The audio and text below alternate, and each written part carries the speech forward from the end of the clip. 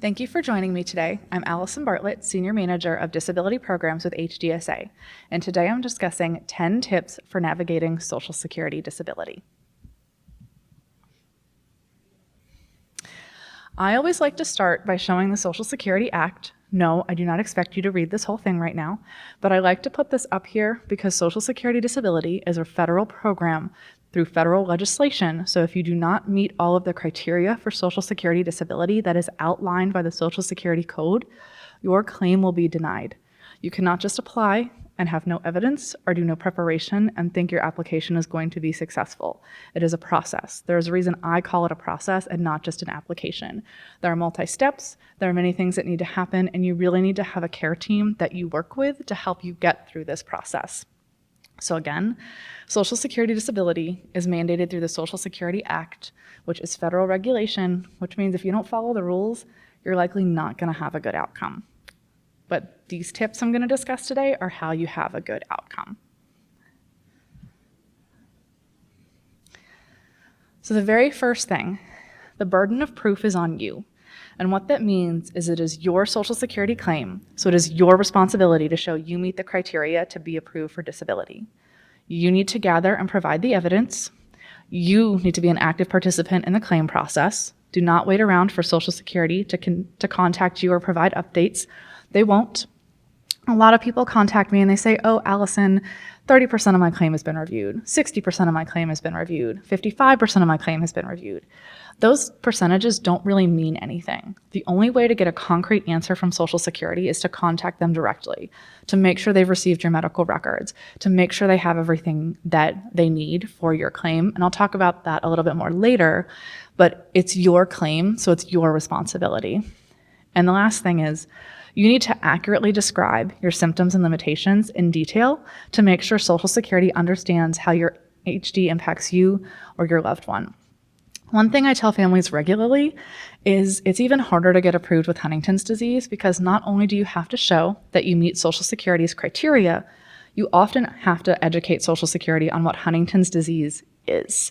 And that's an additional burden. It's not fair. It does make the process harder, but it is the reality. And I want everyone to know what they're up against before they get started so you can adequately prepare and give yourself the best chance of getting approved at the initial application stage.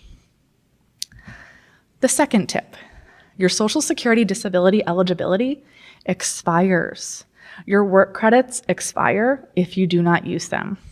So, eligibility for Social Security disability and retirement are determined by work credits.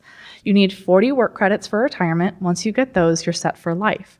Disability is different. You need 20 credits in the last 10 years for disability. That means you need to have worked 5 out of the last 10 years. You can earn up to 4 credits per year, and this is based on your tax filings. So it is very important to file taxes even if you're only making $5,000 to $10,000 per year. In order to get all your quarters of credits, you need to make about $6,500. You could make that all in January, and you would have all of your quarters of credits for the year. If you stop working and stop paying into Social Security, then you could lose your benefits. It is no different than if you're paying into any other insurance, health insurance, car insurance. Once you stop paying into those, you ultimately lose those benefits. Social Security disability works the same way. And do not wait to apply for Social Security. Many HD individuals lose access to their benefit because they either wait too long to apply or to get an official HD diagnosis. If you have to stop working because you're having symptoms and limitations, you're not sure exactly what it is, but you know you can't work, apply for disability. And a lot of people think you have to wait 12 months to apply or you have to be disabled for 12 months before you apply. That is not true. Social Security standard is, as long as you cannot work because of your disabling condition, you can apply the day after you stop working, as long as you're making less than $1,550 per month. Number 3, know what Social Security benefit is right for you. There are 2 kinds of benefits. A lot of people get confused about this. There's Social Security Disability Insurance, SSDI. This is the work credit program that I mentioned on the previous slide. With these benefits, again, the work credit requirement, there's a date your benefits expire. This is called the date last insured. The max benefit is about $3,800 per month. The national average is about $1,300 per month. There are no resources. So if you're married, your spouse's income and resources don't count. You could win the lottery and still be eligible for SSDI. And they have payments that are available to dependent children, your spouse, or your parents, depending on how much support you give your parents. The other program is Supplemental Security Income, or SSI. This is the financial need-based program. This program is for individuals who haven't worked enough or they've never worked, so there's no work credit requirement, but the max benefit is significantly less. I apologize, my slide is slightly outdated because the amount goes up every year. It's $940 a month, not $914, $940 for 2024. It goes up every year, so that's why it's hard to keep everything up to date. But just know there's always a cost of living increase. But that means the national average per month is only $604 per month. That's less than half of what you would get with SSDI.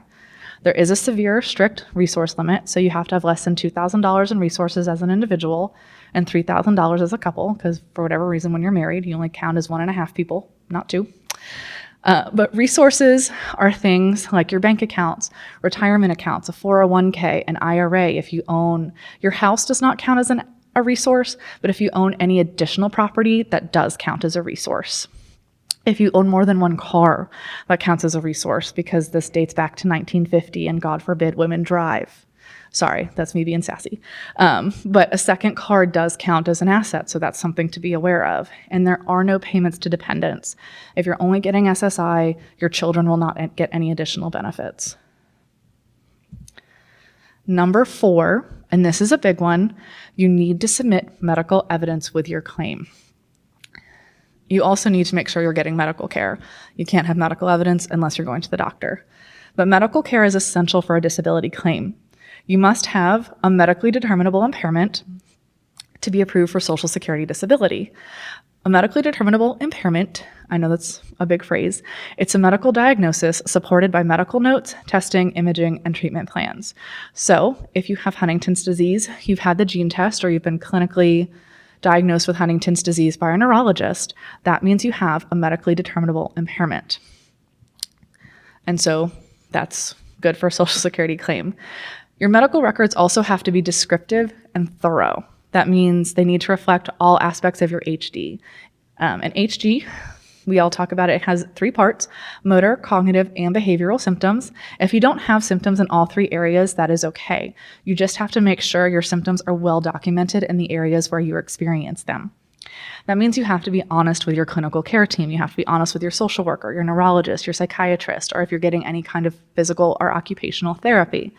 If you struggle with this or your loved one struggles with this, you need to have a support person go to the doctor's appointments with you or with them, so the medical record file is as up-to-date and accurate as possible. And the reason for this is if when you're submitting a disability claim, you're super honest in your disability claim, but you were never super honest with your doctors, your medical record isn't going to reflect what you report, and Social Security is not going to take what you say at face value. They take what your doctors say. And if what you say doesn't match what your doctors say, you're not going to get approved for disability, because Social Security is going to assume you're over-exaggerating your symptoms and limitations, but they're not going to assume that from your doctor. And then, because Huntington's disease is a unique condition, a positive gene test is not enough. If you have Huntington's disease, you've had the impacted gene since the day you were born. Social Security only cares about your HD once you start experiencing symptoms and limitations. So if you go to the doctor, you get the gene test, and you think that's enough to apply for disability, it is not, and you are going to get denied, which could impact getting your benefits in the future. You have to make sure you're experiencing symptoms and limitations, and those symptoms and limitations are well documented by your clinical care team. And again, not having medical evidence at all or not having enough medical evidence is likely going to result in a denial. And this one is so important, it gets a second slide. So when you're submitting evidence to Social Security, or before you even start the application process, you want to get copies of your medical records. And you want to do this to know what you have, like what medical records exist, who all your doctors are, but it can also be good to read through your records to know what is in them, to make sure they are descriptive or that they do reflect what you have told your clinical care team.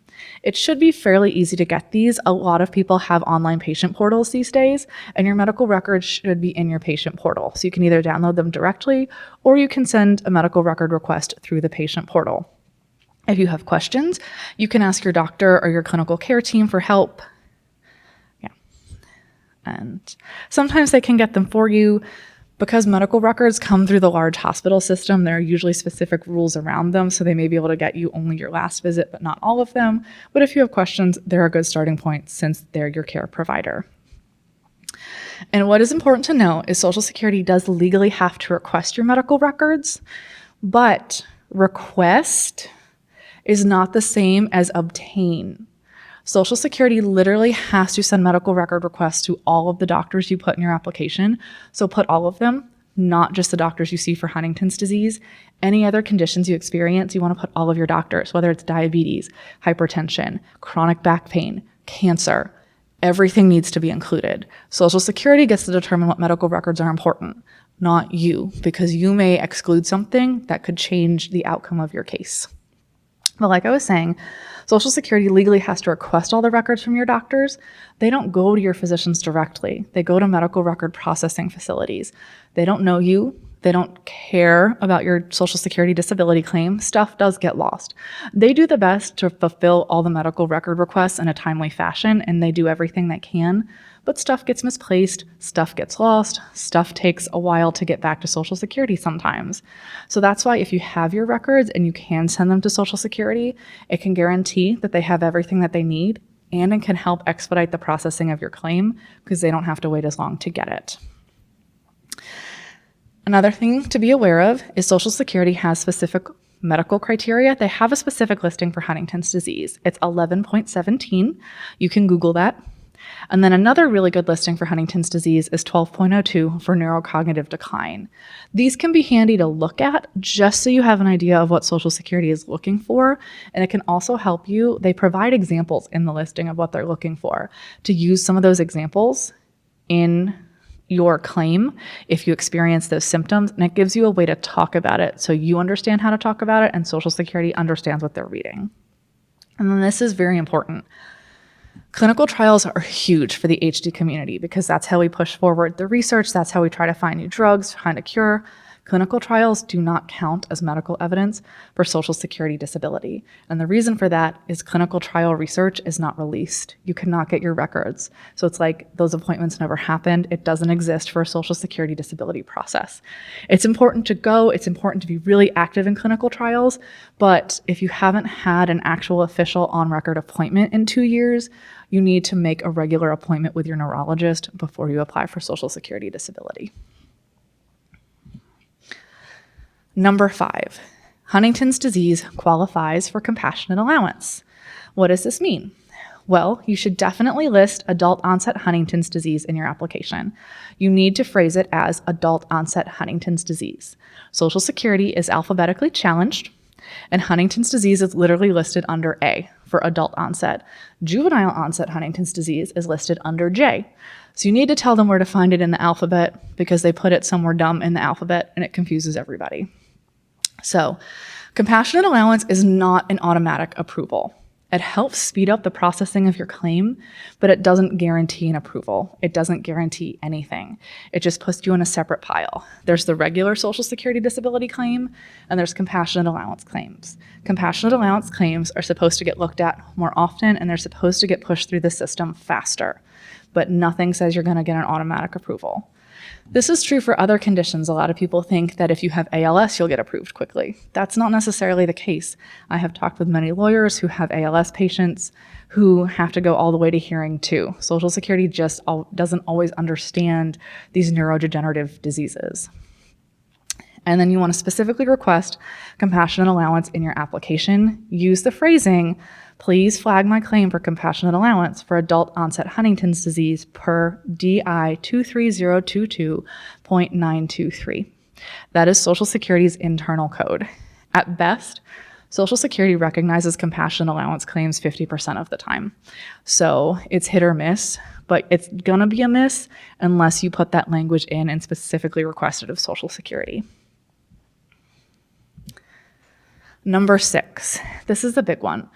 Do not complete the application alone. The application process is long and complicated. Having more eyes or help with the application can prevent errors and mistakes. It really is too much for one person to manage because there's a lot going on. And getting help from friends and family can make sure the application is more accurate and detailed. The progressive nature of HD means you may not recognize all of your symptoms because of the small changes day to day, but somebody who watches you may pick up on more of these things. I love to talk in analogies because as a lawyer, I deal with a lot of complicated stuff with a lot of jargon that doesn't always make sense to everyone. So one of the analogies that I really like for this is when you're completing the application, think of it as like your pitcher in Game 7 of the World Series, but you broke your wrist. Should you be pitching that game? No. So with HD, you should not be completing the application alone because this is too big for one person to manage on their own, especially if you're the person impacted. You can't handle all of this. It gets complicated. And just so you know, I am a lawyer. I went to law school. I only did Social Security disability applications for years. It took me 6 months of just doing applications all the time to not have any errors anymore. My work was reviewed for 6 months. I had my supervisor looking over all of the applications I submitted, and it took 6 months before I didn't have any errors anymore. So even if the wording of the application is not difficult, the process can be difficult. So get help. Have that extra set of eyes. Have someone who's going to be the emotional support system getting you through this because it does make it easier. And the reason I've been calling this a process and not just the application is because it's not just the application.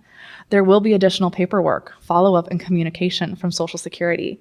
It's an entire process that has to be managed. Someone needs to be in charge of checking the mail regularly. Someone needs to make sure they answer phone calls from Social Security. And someone needs to make sure the paperwork is sent back in a timely fashion. You can be denied as a failure to cooperate, which means you didn't get the forms back, you didn't confirm your address, little things, and I've seen it. And you don't want to delay your benefits because of a simple mistake. And then a last big one, as another thing that goes along with failure to cooperate, Social Security does have doctor's appointments. They're called consultative exams. If Social Security requests that you see one of their doctors, you have to go, or it will likely result in a denial of your claim. And you can call them if you need the appointment rescheduled, or if you have trouble getting there, or if you need help with transportation. They will try to work with you, but just not showing up and not communicating with Social Security, that's going to lead to a denial of your claim.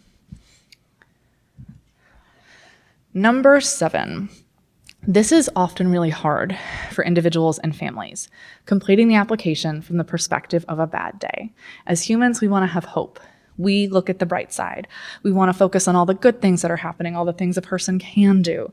But with Social Security, you really have to be brutally honest about your HD or the person's HD in the application. Social Security is making their decision without ever seeing the person with Huntington's disease.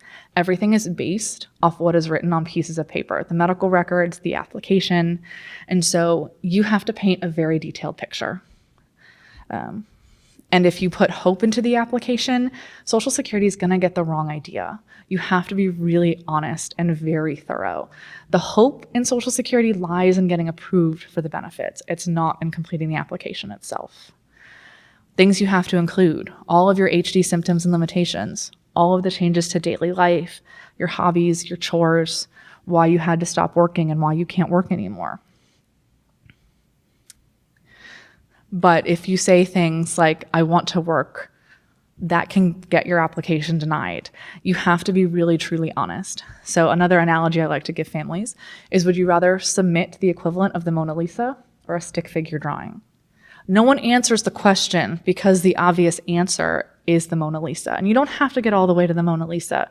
It can be a Monet. It can be like an impressionist painting. It's not fully detailed, but you know what's going on. But you just need to put more detail and explanation into it so Social Security understands what you are going through. If you cannot make them understand what you're going through, what you're experiencing, and why you cannot work, your claim is not going to be approved.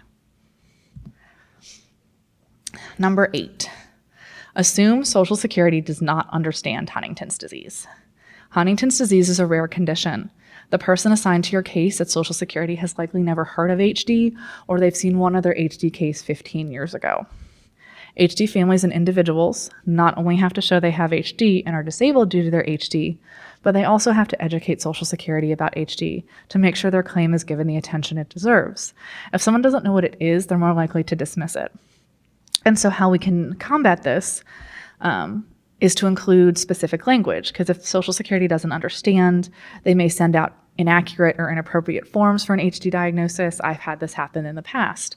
And I remember calling the claim examiner and being like, would you send this form to someone with Parkinson's? No. Would you send this form to someone with ALS? No. Well, HD is like Parkinson's, ALS, and Alzheimer's combined, so we are not completing this form. Have a nice day. And it worked out. Didn't complete the form. My client was approved. Don't always call Social Security and get sassy. That's not everybody feels confident doing that, but you are the expert on your person, on your own or your loved one's Huntington's disease. Feel confident if you know something isn't right. Feel confident calling Social Security and being like, hey, we got this form. We're not going to complete it because it isn't relevant for the symptoms and limitations that we listed in the application. And then I included some language that you might want to put in the application. I also have a really handy guide on HDSA's website. So if you go to HDSA.org/disability, you'll find a whole host of resources on how to complete the disability application and what to include in it. And you can always call me and we'll get to that at the end. Number 9, follow up with Social Security. Like I said at the beginning, Social Security will not update you on the status of your claim. You can get the online updates, but that's not helpful information.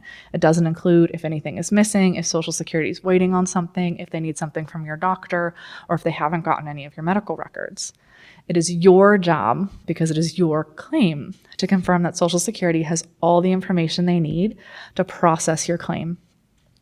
And Social Security, like I said, will not tell you if they're missing something.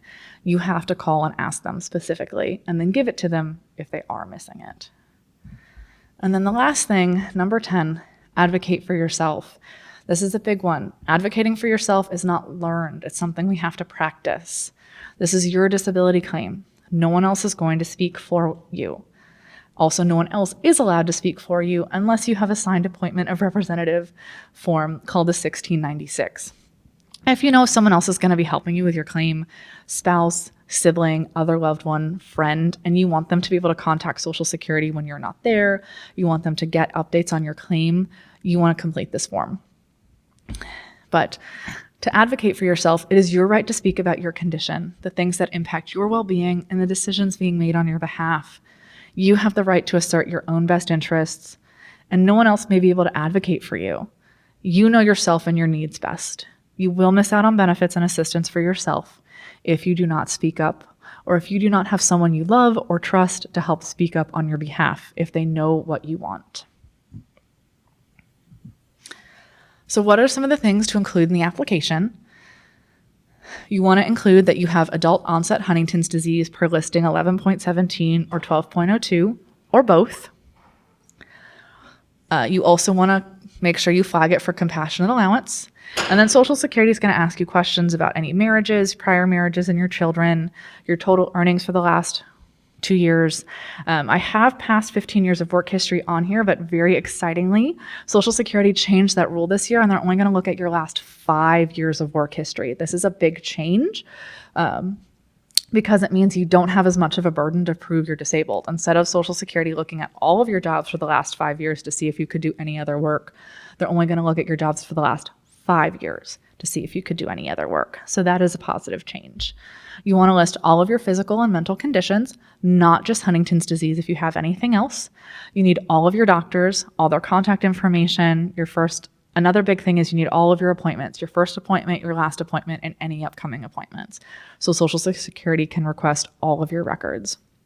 And then all of your medical tests and medications. And then specific examples of how HD impacts your life. And so what are some best practices? Do not undermine your symptoms and limitations. We do this as humans. Do not make it seem like you are better than you are. And that can be hard. Also, if you're helping a loved one with their application and they don't have really great insight or judgment into or awareness into their condition, then you may need to take over their application for them. Because again, being overly positive, being like, oh yeah, I'm great, I can do all these things, that's going to get an application denied. Ask for help if you need help. This is not something that should be completed alone. Ask questions if you have questions. This is not an easy process. Work with your doctors and social workers throughout this process. Keep them informed. They are your biggest advocates. Let them know that you're ready to stop working. Let them know that you're going to apply for disability so you can get additional things from them, like a letter or whatever support you may need. Track all doctor's appointments and contact information in a journal or a spreadsheet. Again, you will need this for your application. Keep an up-to-date list of your medications and your side effects. Social Security cares about your side effects. If you have debilitating side effects from your medications, Social Security wants to know that. And follow up with Social Security regularly once you've submitted your application. And guess what? I have resources for all of these things, which you can find if you scan this wonderful QR code. And then lastly, if none of this has answered your questions or given you enough information, you can always contact me directly. I am always here to help the community. I hope this has given you a really good idea of what to expect today. And if you need anything, you know where to find me. Thank you so much.